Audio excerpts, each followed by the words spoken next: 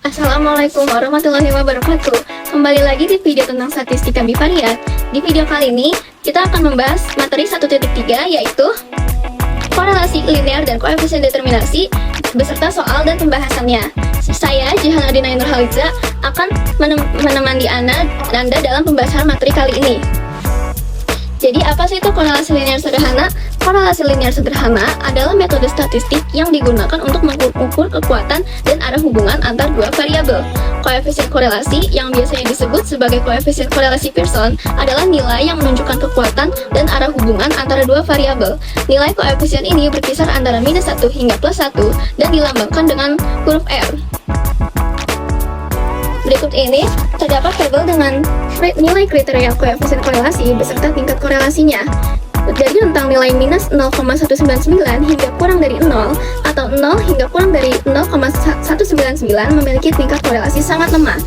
Dari rentang nilai -0,399 hingga kurang dari -0,2 atau 0,2 hingga kurang dari 0,399 memiliki tingkat korelasi lemah. Dari rentang nilai -0,599 hingga kurang dari -0,4 atau 0,4 hingga kurang dari 0,599 memiliki tingkat korelasi sedang. Dari rentang nilai -0,799 hingga kurang dari -0,6 atau 0,6 hingga kurang dari 0,799 memiliki tingkat korelasi kuat. Dari rentang nilai -1 hingga kurang dari -0,8 atau 0,8 hingga kurang dari 1 memiliki tingkat korelasi sangat kuat. Dan yang terakhir, dari rentang nilai -1 atau 1 memiliki tingkat korelasi sempurna.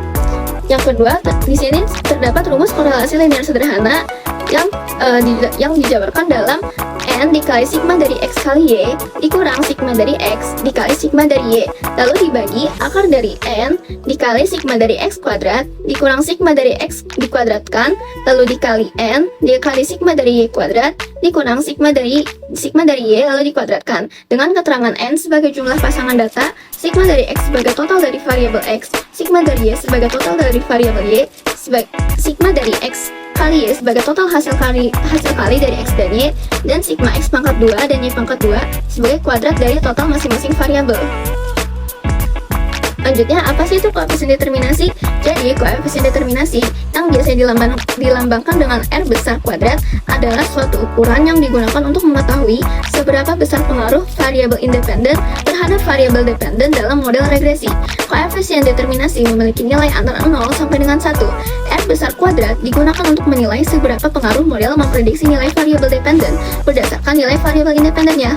Misalnya, jika R besar kuadrat hasilnya yaitu 0,674, berarti 67,4% variasi dalam variabel dependen dapat dijelaskan oleh variabel independen. Lalu di sebelah kanan terdapat rumus dari koefisien determinasi, yaitu R kuadrat dikali 100% dengan KD sebagai korelasi determinasi dan R sebagai koefisien korelasi. Selanjutnya di sebelah kiri terdapat tabel yang akan digunakan untuk pertanyaan kali ini. Terdapat tabel dari X, Y, X kali Y, X pangkat 2, dan Y pangkat 2 beserta sigmanya. Sigma dari masing-masing bagian tersebut yaitu sigma dari X 250, sigma dari Y 3565, sigma dari X kali Y yaitu 22224, sigma dari X pangkat 2 yaitu 1762, dan sigma dari Y pangkat 2 yaitu 318339. Berikut adalah data durasi bermain media sosial dengan nilai matematika wajib peserta didik SMA Negeri 97 Jakarta.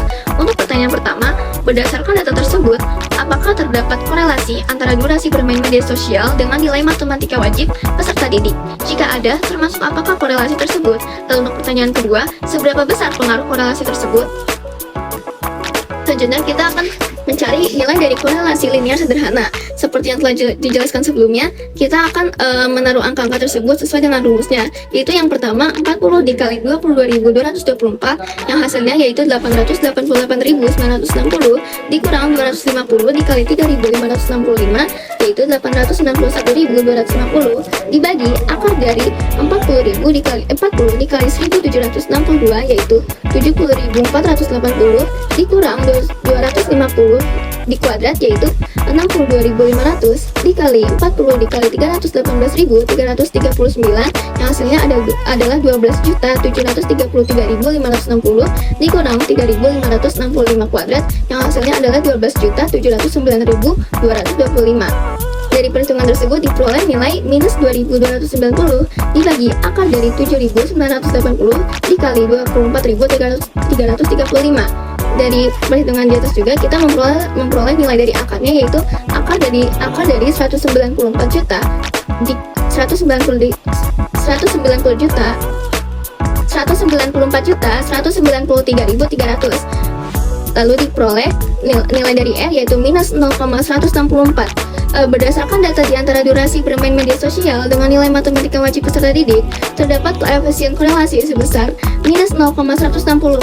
Seperti yang telah tertera di tabel, nilai tersebut tergolong korelasi negatif sangat lemah. Selanjutnya, kita akan mencari nilai dari koefisien determinasinya. Seperti yang telah diketahui sebelumnya, nilai dari koefisien determinasi yaitu R kuadrat dikali 100%.